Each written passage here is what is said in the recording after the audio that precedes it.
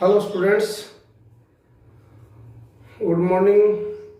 तो आज हम अध्ययन करेंगे, अपना अगला टॉपिक है जो मुद्रा और वित्तीय संस्थाएं। मुद्रा का नाम पहले भी हमारे आया। मुद्रा का नाम पिछले वीडियो में हमने देखा कि भारतीय अर्थव्यवस्था के समक्ष जो चुनौतियां हैं उनमें से एक चुनौती थी मुद्रास्फीति। तो मुद्रास्फीति में जो हमारे मुद्रा नाम आया था, आज उसका विस्तार से अध्ययन करेंगे। मुद्रा क्या है?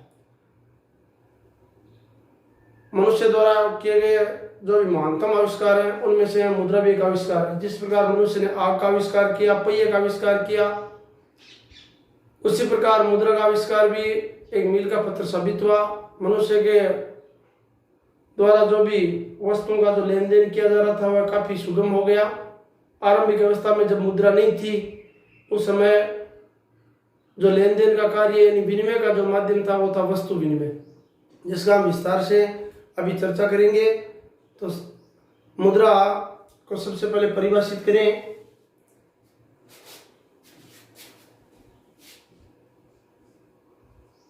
मुद्रा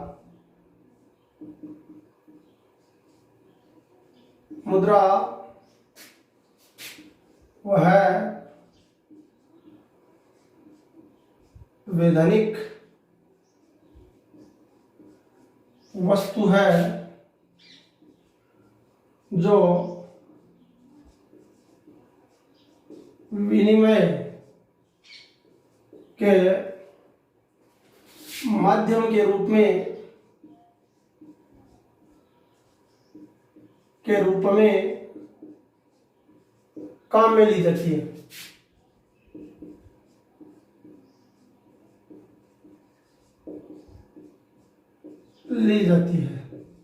समझना है वाल को।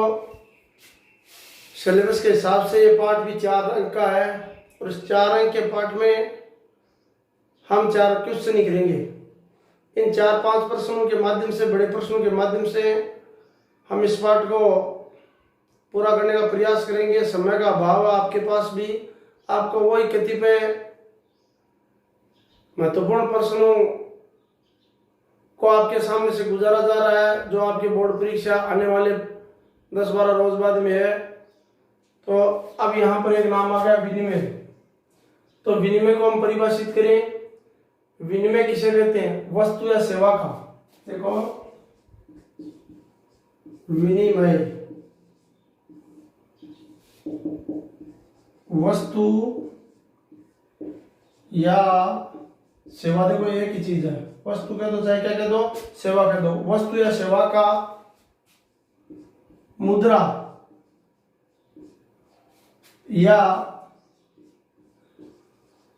अन्य किसी वस्तु अथवा सेवा के बदले, वस्तु अथवा सेवा के बदले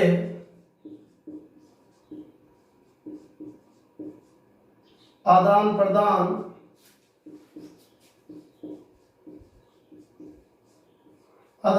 है, क्या कहलाता है? विनिमय कहलाता है।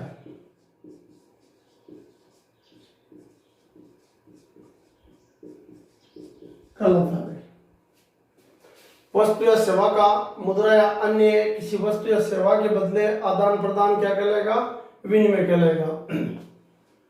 अब देखो, जिस समय मुद्रा नहीं थी तो मुद्रा का जो विकास है वो अलग अलग चरणों में हुआ है। हम सबसे पहले वस्तु विनिमय के बारे में पढ़ेंगे, फिर हम धातु मुद्रा के बारे में पढ़ेंगे, लास्ट में जो वर्तमान मुद्रा अपनी आ गई पत्र मुद्रा, इसके बारे में पढ़ेंगे। इससे पहले कुछ बातें हम करें कि भारत में मुद्रा जारी करने का अधिकार किसको है? तो मुद्रा जारी करने का अधिकार भारतीय रिजर्व बैंक, भारतीय रिजर्व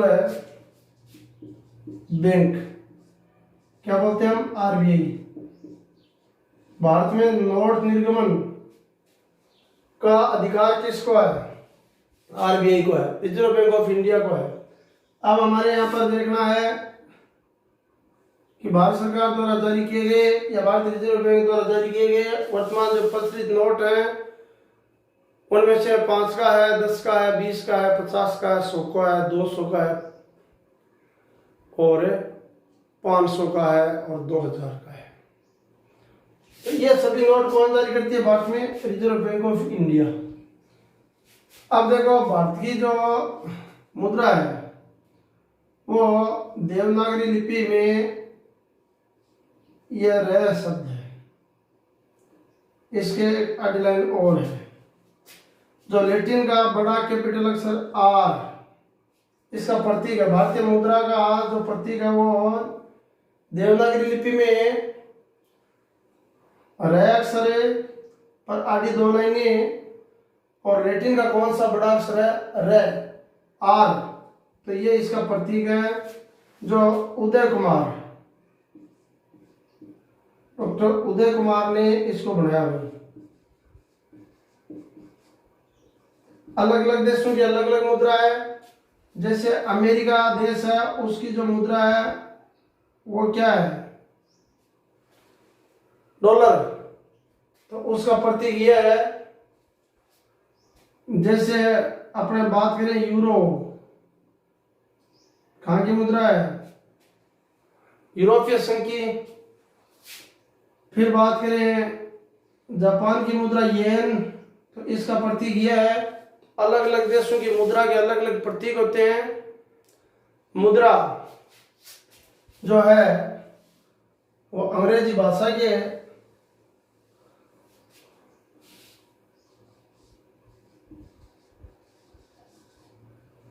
मनी शब्द से बना है।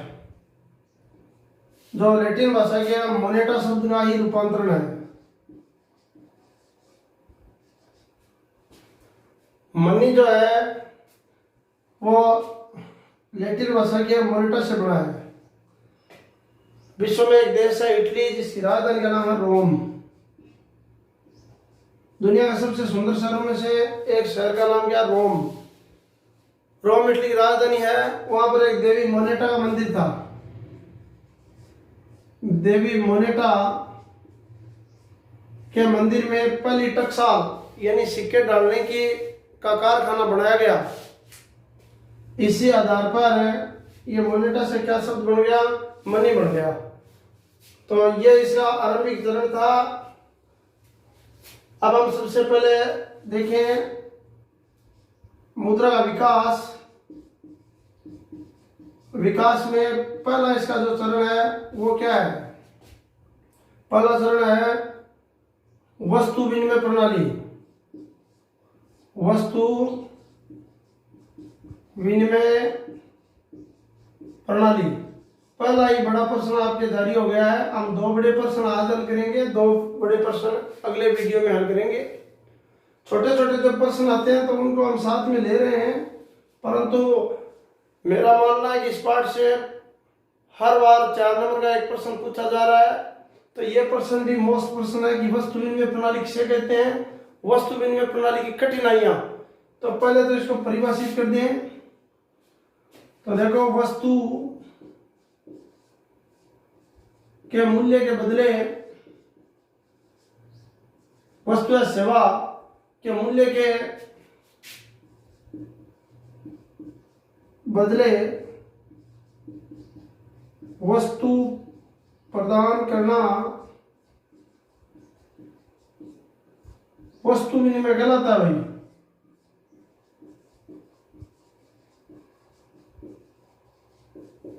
कहलाता है। आपके प्रश्न आ जाए कि वस्तु विनिमय प्रणाली, वस्तु विनिमय किसे कहते हैं या वस्तु विनिमय प्रणाली की कठिनाइयां लिखो, तो इसका मूल रूप में पहले परिभाषा लिखनी जरूरी होती है।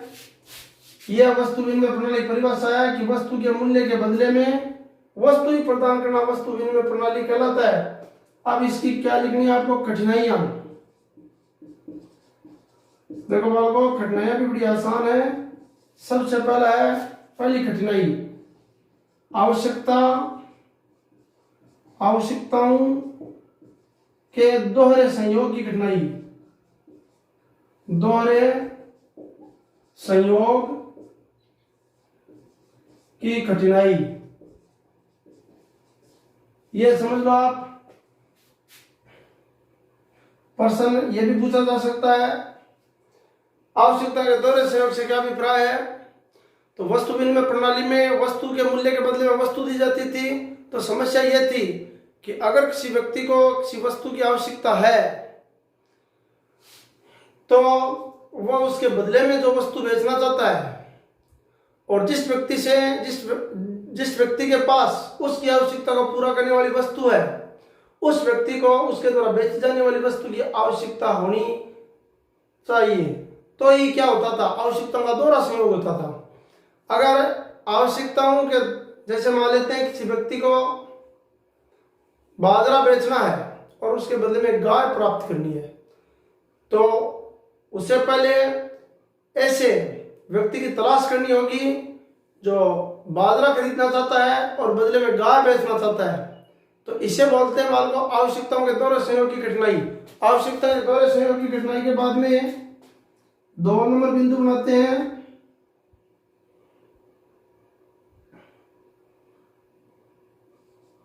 वस्तुओं के मानक मूल्य का अभाव। मानक मूल्य का अभाव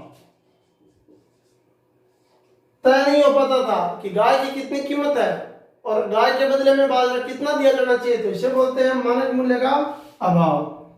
फिर 3 नंबर पर हम बिंदु बनाते हैं, समस्या नंबर 3 है वस्तुओं के हस्तांतरण की समस्या। भाई हस्तांतरण की समस्या। और चौथा बिंदु हमारा है आसान सा, कठिनाई नंबर 4 है वस्तुओं का अविभाज्य स्वरूप। अविभाज्य स्वरूप, यह मोस्ट बात है। वस्तु के टुकड़े नहीं किए जा सकते, मुद्रा के टुकड़े किए जा सकते हैं। अगर हमें 5 रुपए की वस्तु चाहिए और हमने 100 रुपए दिए तो हमें 5 रुपए की वस्तु मिल जाती है, बदले में दुकानदार हमें 95 रुपए वापिस लौटा देता है। परंतु वस्तु जब दी जाती थी तो उसका विभाजन नहीं किया जा सकता। मान लेते हैं किसी व्यक्ति को घोड़ा बेचना है और भेड़ खरीदनी है, तो घोड़े का मूल्य और भेड़ का मूल्य बराबर नहीं होता, तो उनका विभाजन किस प्रकार किया जाए। तो ऐसी समस्याएं इसमें उत्पन्न हुई है।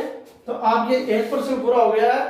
प्रश्न क्या है, वस्तु विनिमय प्रणाली किसे कहते हैं और वस्तु विनिमय प्रणाली की कठिनाइयां लिखो। तो ये लिखनी है। अब थोड़ा सा देख लेते हैं हमें वस्तु विनिमय के बाद में, वस्तु विनिमय प्रणाली के बाद का हमारा जो छोटा सा प्रश्न है वो है धातु मुद्रा।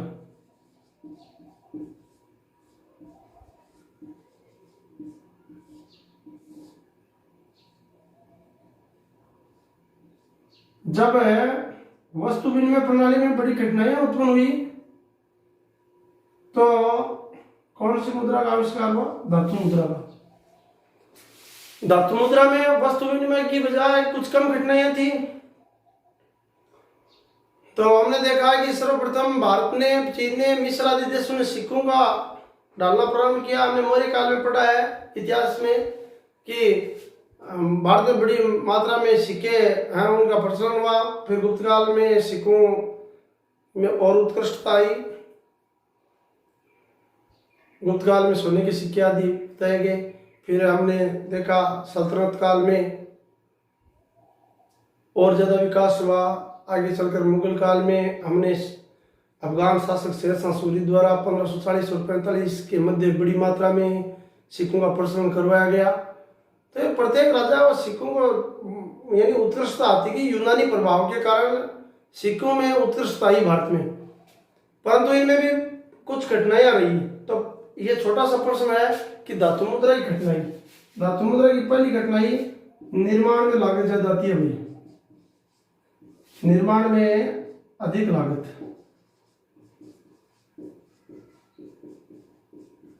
लागत का आना।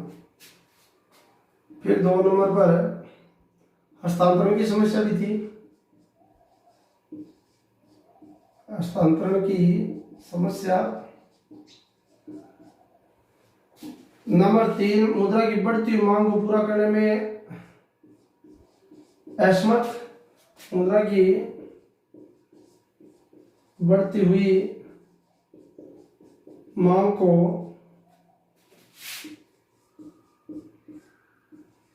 पूरा करने में असमर्थ हुआ है। तो इसमें निर्माण में लागत अधिक आई, फिर हस्तांतरण की जो समस्या थी वो आई, और मुद्रा की जो बढ़ती हुई जो मांग थी उसको पूरा करने में भी इसमें क्या आई है, समस्या आई है। तो इसके साथ साथ पत्र मुद्रा है वो विकसित हुई, मुद्रा की पूर्ति करने में दिक्कत आई है इसमें। तो ये 3-4 प्रमुख बिंदु हैं जो इसकी कठिनाई के रूप में हमने देखा, धातु मुद्रा। और धातु मुद्रा के बाद में वर्तमान की जो मुद्रा आ गई वो आ गई कौन सी, यानी पत्र मुद्रा। अब समझना आपने मुद्रा के कार्य, मोस्ट प्रश्न है सबसे, मुद्रा के कार्य 4 नंबर का प्रश्न है, 4-5 पॉइंटों में करेंगे। मुद्रा के कार्य, मुद्रा के कार्य बोल दो, चाहे मुद्रा का अर्थव्यवस्था में महत्व बोल दो। नंबर 1 है विनिमय का माध्यम, जैसा कि परिभाषा में अपने आया है, ऊपर अभी भी परिभाषा पड़ी है, विनिमय का माध्यम। मुद्रा का सबसे प्रधान गुण क्या है, यह वस्तुओं के लेन देन में क्या बनाती है, सुगम बनाती है। वस्तुओं के लेन देन के माध्यम के रूप में मुद्रा को काम में लिया जाता है। किसी भी प्रकार की वस्तु को खरीदने में मुद्रा बड़ी सुगमता से काम करती है। हर आदमी के मन में मुद्रा के प्रति विश्वास है, क्योंकि वो कानूनी मान्यता प्राप्त है, वो वैधानिक है, इस कारण वो हर व्यक्ति द्वारा स्वीकार की जाती है। तो पहला बिंदु क्या हो गया, मुद्रा का पहला कार्य क्या हो गया, विनिमय का माध्यम है। 2 नंबर में इसका प्रमुख कार्य है मूल्य का मापक है, मूल्य का मापक। तो मूल्य के मापक के रूप में मुद्रा का जो कार्य है वो हमने बेहतर तरीके से देखा कि इसका तात्पर्य है कि मुद्रा मूल्य के सामान्यतः मापक का कार्य करती है। इसकी सहायता से सभी वस्तुओं और सेवाओं को खरीदा जा सकता है। निश्चित तौर पर जो मुद्रा है उसके आविष्कार होने से हर वस्तु के मूल्य का क्या हो गया, मापक हो गया, और मापक के रूप में माना जाने लगा। अब 3 नंबर पर इसका है मूल्य का भंडार।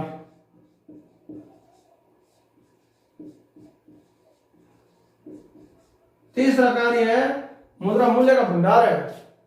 हर व्यक्ति मुद्रा को यानी अपने पास जमा रखना चाहता है, क्योंकि ये भविष्य में हर प्रकार की जो भी संपत्तियां उनमें श्रेष्ठ मानी गई है।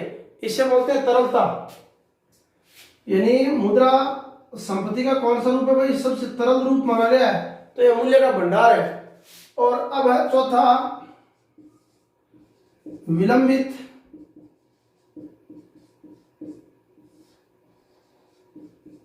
भुगतानों में भी क्या, विलंबित भुगतानों में सहायक है। जो भी विलंबित भुगतान है उनका मानक है ये। तो जो भी ऋण लिए जाते हैं, कर्ज उधार लिया जाता है, वो विलंबित भुगतान है। तो मुद्रा का एक महत्वपूर्ण कार्य क्या है कि वो विलंबित भुगतानों के मानक के रूप में कार्य करती है। विलंबित भुगतान मुद्रा का एक महत्वपूर्ण कार्य है कि जो भी हम कर्ज उधार लेते हैं या हम उधार में कोई भी वस्तु प्राप्त करते हैं, तो वह किस आधार पर देता है कि एक निश्चित समय बाद में मुद्रा के रूप में तुम मुझे क्या दोगे, ये भुगतान करोगे। तो ये 4 महत्वपूर्ण कार्य मुद्रा के। तो 4 इन कार्यों के बाद अब मुद्रा से संबंधित एक प्रश्न है, पहले भी आया विमुद्रीकरण।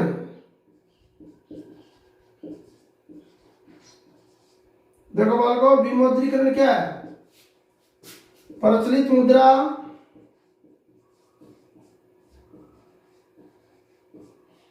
मुद्रा को प्रचलित मुद्रा की कानूनी मान्यता समाप्त करके उन्हें प्रचलन से हटाना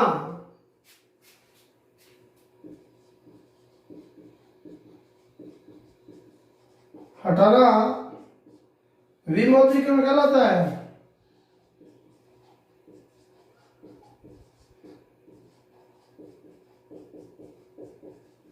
जैसे 2016 में हमारी सरकार ने 500 और 1000 रुपए के जो नोट थे उनका क्या कर दिया था? विमुद्रीकरण कर दिया था। अर्थात प्रचलित मुद्रा की कानूनी मान्यता समाप्त करके उन्हें प्रचलन से हटाना विमुद्रीकरण कहलाता है। तो विद्यार्थियों, छोटा सा वीडियो है, 2 प्रश्न मैंने आपको हल कराए हैं। आगामी वीडियो में फिर इस पाठ के 2 या 3 प्रश्नों को हम हल करेंगे, जिसमें हमारे सबसे महत्वपूर्ण प्रश्न रहेगा बैंक के कार्य। बैंक के कार्यों के अलावा साख के बारे में पढ़ेंगे और साख से संबंधित छोटे बड़े प्रश्नों को हम देखेंगे, जिसमें साख के संस्थागत और गैर संस्थागत स्रोतों के बारे में पढ़ेंगे, संस्थागत और गैर संस्थागत स्रोतों के गुण और दोषों के बारे में अध्ययन